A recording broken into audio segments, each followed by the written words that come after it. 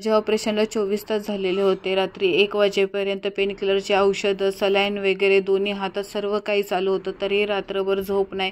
एकटी असल्यामुळं दचकून उठत होते. रात्रभर रडून डोळे सुजलेले होते. पहाटे उठताच 9 वाजता कारभारी नाश्ता घेऊन आले, कारण का दक्ष एकटा घरी होता, त्यामुळे ते येऊन जाऊन करत होते.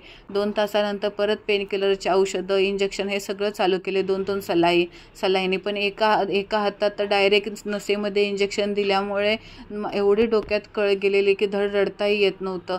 आणि झोपून ह्या कुशीवरून त्या कुशीवसुद्धा होत नव्हतं. ह्या कुशीवर व्हायचं म्हणजे ऑपरेशनचे टाके दुखत होते आणि दुसऱ्या हातात सलाईन होती.